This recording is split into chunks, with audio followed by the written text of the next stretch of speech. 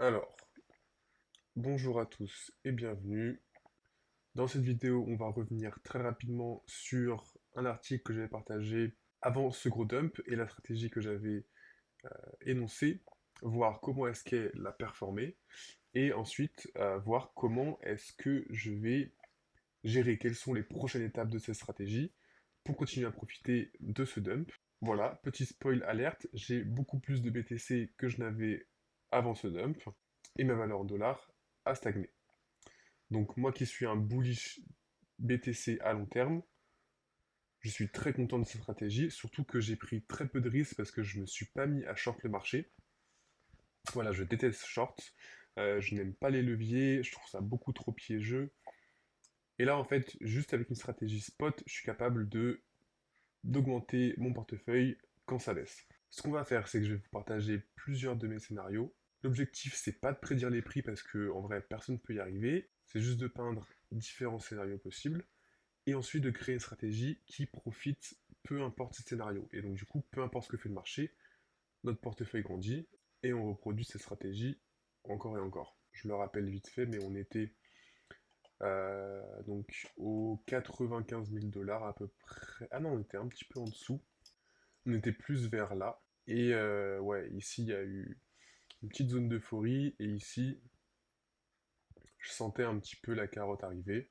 Du coup, j'ai ressorti une vieille stratégie où j'expliquais en gros, voilà, enfin, ce que je fais. Donc, si on sort là, je fais une stratégie entre 89 000 et 77 000. Donc pourquoi 77 000? Alors, donc c'était un gros support lors du crash des tarifs. Et donc je me suis dit, je vais accumuler sur toute la baisse. Une fois qu'on arrive là, je vais lancer une stratégie sur ETH-BTC pour profiter d'un rebond. Donc ce qui s'est un petit peu passé, en fait c'est génial parce que avec toute cette baisse, j'ai accumulé, donc certes, sur toute la baisse j'ai accumulé, mais j'ai aussi généré des frais. Et en fait avec ces frais, les frais ont été tellement gros qu'ils ont compensé la baisse, ce qui fait que même si j'ai acheté plus haut que ce prix, je reste à break-even parce que les frais se sont rajoutés à ma position et j'ai juste beaucoup plus de BTC comparé à si j'avais simplement acheté sur la baisse. Et donc tout ça, je l'ai partagé ici sur mon Twitter, donc ça c'était... Alors ça en vrai je l'avais partagé largement avant, je crois que ça a été publié le 20 janvier, mais j'avais publié en vrai... Ah oui non, j'avais publié le 20 janvier et j'ai dû faire une modification qui a été republié le 29 janvier. J'avais dû modifier un... Je sais plus quoi en vrai, on s'en fiche. Et donc là, une fois que on a eu cette baisse qui est arrivée, bah, je vais faire la mise à jour en direct pour parler de la deuxième partie de cette position. Comment est-ce que je compte continuer d'exploiter ce dump? Parce que ce qui est génial, c'est que j'arrive à prendre des positions, j'arrive à maintenir mon portefeuille face au dollar alors que le BTC baisse. Et aujourd'hui, j'ai beaucoup plus de BTC comparé à si j'avais simplement acheté bah, sur la descente en fait. Maintenant, du coup, ma position est full BTC. Voilà, et donc pourquoi est-ce que j'avais posté cet article à ce moment-là? Tout simplement parce que ça faisait déjà un moment que le Bitcoin était en train de sous-performer, les ETF faisaient des outflows assez massifs, les métaux faisaient que monter, les stocks faisaient que monter, et juste en fait c'était bizarre de voir le Bitcoin descendre, et par expérience, je connais quand t'as une baisse et que t'arrives pas à l'expliquer, souvent que c'est qu'il y a un vrai problème quelque part, et donc je me suis dit impossible qu'on reste à ces prix-là. Et donc j'ai commencé à placer ma position, donc à la base c'était entre 89 000 et 77 000. Voilà, sauf que juste petit truc, le jour du FOMC, je me rappelle plus la date exacte, ça devait être le 29 janvier, je crois. J'ai sorti mes positions, j'ai coupé ma position juste quelques temps. Ouais, c'était justement sur cette, je me rappelle maintenant, c'était sur cette bougie. Et en fait, j'avais juste peur que ça reparte à la hausse. Du coup, j'avais stoppé mes positions, j'étais prêt à acheter. J'ai attendu le FOMC, au final ça a descendu et j'ai rouvert entre 85 000 et 77 000 dollars. Voilà, juste pour la transparence. Et donc maintenant, on est full BTC. Et donc ce que j'ai fait quand on est arrivé aux 77 000 dollars, c'est que j'ai coupé ma position Uniswap et je l'ai passé en ETH BTC. Donc je l'ai passé à peu près sur cette bougie-là. Et voilà, j'ai mis un petit range de 5%. Voilà, à peu près par ici. Et maintenant que j'ai ma position en ETH BTC, qu'est-ce que je compte faire? Alors tout ça, je l'ai expliqué dans un nouvel article que j'ai posté sur X. Donc si vous voulez un peu plus de détails, vous pouvez voir cet article. Mais grosso modo, là, je suis un peu dubitatif, c'est-à-dire que moi, ce que j'aime bien voir sur les bottoms, c'est un gros volume d'achat, souvent qui renverse la hausse. Là, on n'a pas eu de volume d'achat. On commence à avoir des divergences, mais moi, dans mon système, quand on a une divergence qui casse comme ça, bah, on a un dump qui suit. Donc là, c'est bien, on a eu un premier dump, donc on a cassé, on va dire, à peu près là. Premier dump, c'est bien. Maintenant, peut-être que ça va continuer un peu plus, je sais pas. Je vois qu'on commence à avoir des divergences en daily, on a une première divergence là, donc ça j'aime bien voir. Et donc pour moi, on pourrait avoir un petit rebond à court terme, donc voilà, qui fait bon, peut-être un petit rebond sur le RSI.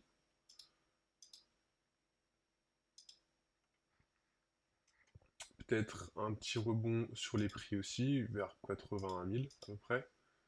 Pour moi, c'est un des premiers scénarios. Deuxième scénario, on pourrait avoir... bah là, c'est ce qui me fait un petit peu peur en fait avec cette divergence ici. C'est qu'on pourrait très bien avoir un scénario où on va chercher les 70 000 ici. Pour moi, c'est totalement possible. En plus, un autre truc qui me fait un peu peur, c'est que le S&P, voilà, il est aux 7000 dollars. Donc, pas un gros niveau psychologique. Et si on regarde, j'ai analysé un petit peu, si on regarde la corrélation BTC-S&P, il reste très corrélé. Juste le BTC fait des mouvements plus amples à la baisse. Quand le S&P baisse, le Bitcoin baisse plus. Donc vraiment pas tip top. Si on était dans un contexte normal, ouais, je me serais dit rebond par ici.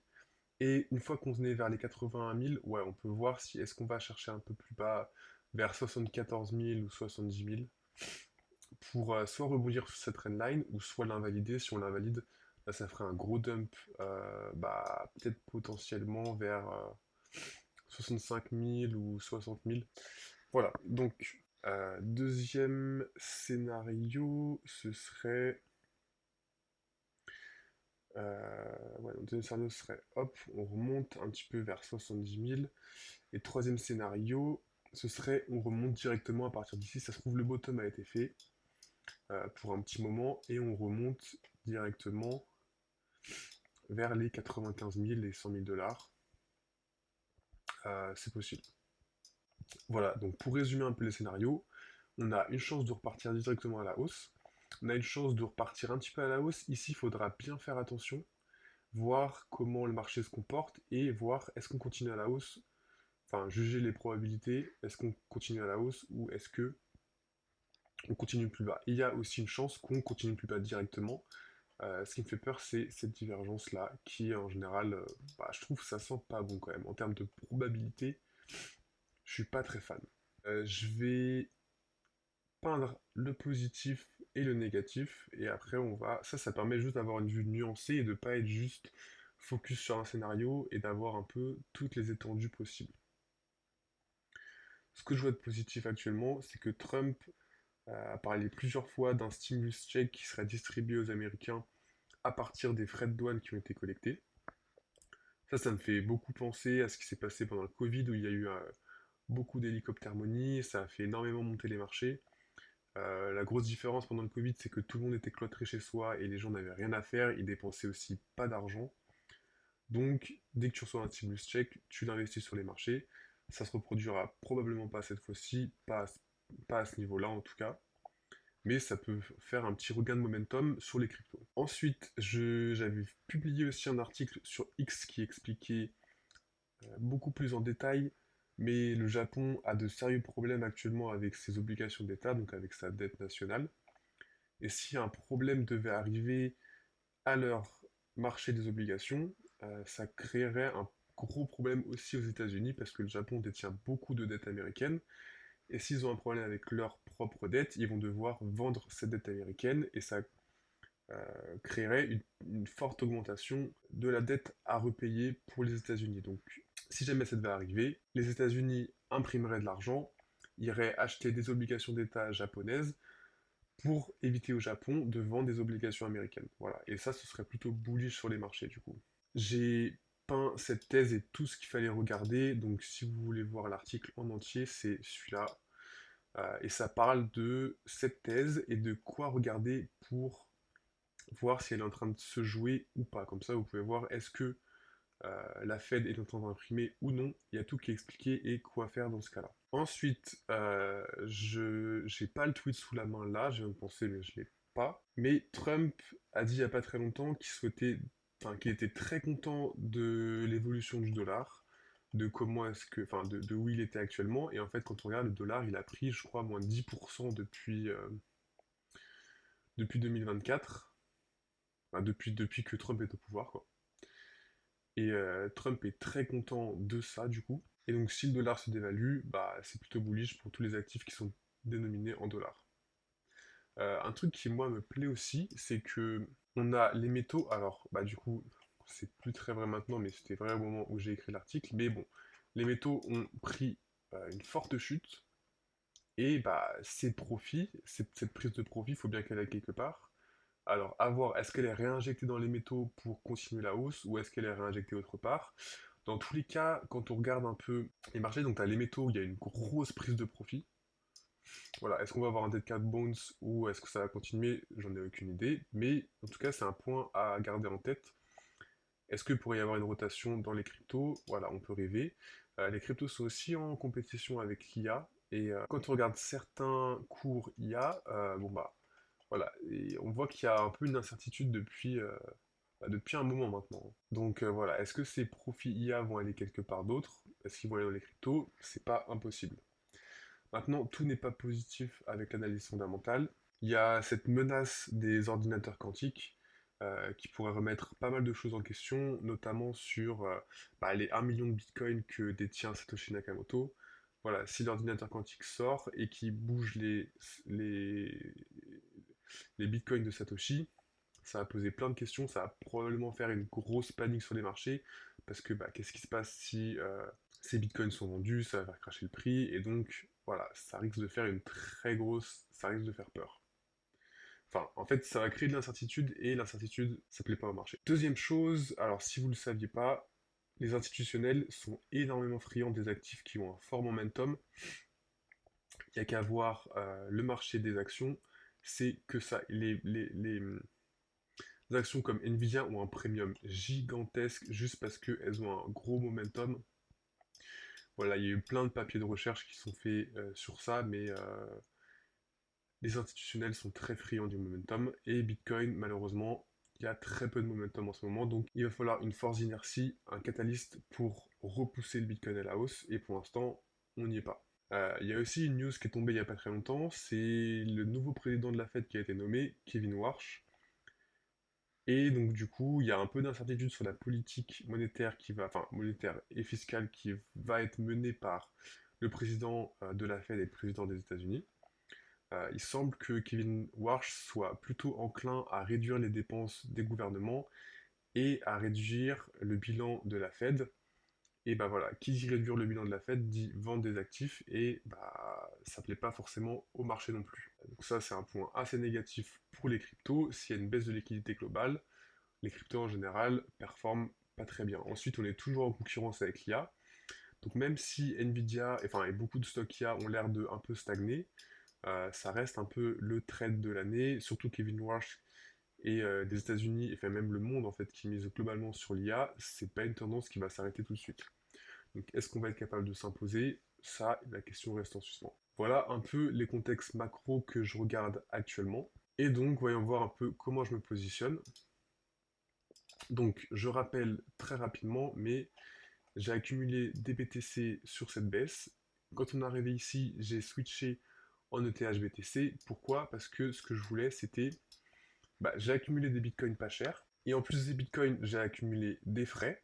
Donc j'ai fini avec plus de bitcoins que si j'avais simplement mis des ordres d'achat tout ici. Et une fois ici, le but c'est de continuer à percevoir des frais. Mais en fait, si je laisse ma position bitcoin, en fait, et qu'on remonte, en fait, tous ces bitcoins que j'ai accumulés à la baisse, ils vont être vendus à la hausse. Voilà. Si vous ne savez pas comment ça fonctionne, je vous invite à lire la documentation de Uniswap qui explique comment ça marche. Mais quand vous faites des positions de LP, vous allez du coup acheter l'actif qui baisse, vendre l'actif qui monte, enfin du coup vendre la contrepartie, et inversement, quand ça monte, vous vendez l'actif qui monte. Et donc moi, j'ai pas envie de vendre un actif qui monte, donc je vais pas mettre mes bitcoins en vente, je vais les mettre en vente contre de l'ETH, parce que les deux vont monter ou descendre ensemble. C'est pour ça qu'ici j'ai switch en ETH BTC, mais là, vu que j'ai fini à ce stade-là avec autant de BTC que... Enfin, non, pardon. J'ai fini avec autant de dollars que si on était ici. Je me dis, si on descend, ça peut être très intéressant pour moi de vendre mes BTC et de refaire la même stratégie, mais un petit peu plus bas. Comme ça, bah, ici j'ai toujours mes mêmes dollars qu'ici. Ça descend, je repasse en ETH, et quand ça remonte, je regagne beaucoup plus. Et ça peut me remonter encore plus, et là je gagne 2 fois plus. Voilà, comme je ne sais pas exactement ce qui peut se passer, ce à quoi je réfléchis, c'est de vendre 50% de ma position Uniswap sur ETH BTC et remettre une position ETH, non pardon, BTC USD, réaccumuler sur la baisse ici.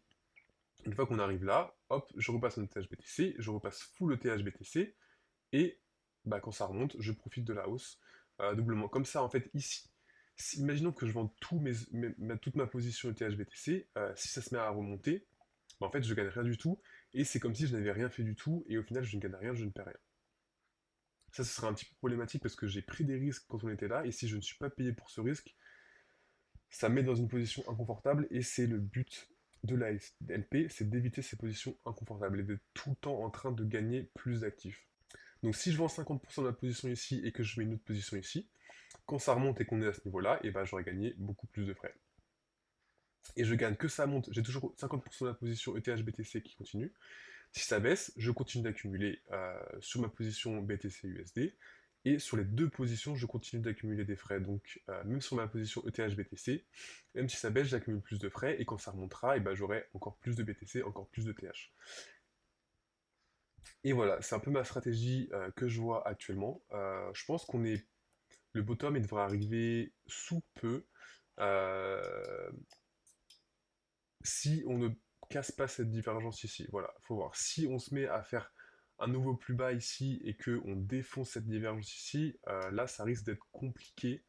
Il pourrait y avoir un... Enfin, moi la manière dont je vois le truc, hein, c'est que si on casse cette divergence et qu'on va dans une zone de survente ici, là ça pue un peu à moyen terme. À court terme, il y aura potentiellement toujours un rebond, mais à moyen terme, ça risque d'être assez compliqué. Donc, avoir ça en tête, ça me permet de me conditionner pour jouer le futur rebond. Voilà. Donc ça, évidemment, je vous donne pas ces informations comme ça pour que vous puissiez copy trade. C'est plus pour inviter à réfléchir et aussi partager comment est-ce que la LP fonctionne, parce que c'est un paradigme qui est totalement différent du trading où il faut que le prix aille forcément dans ta direction pour que tu gagnes.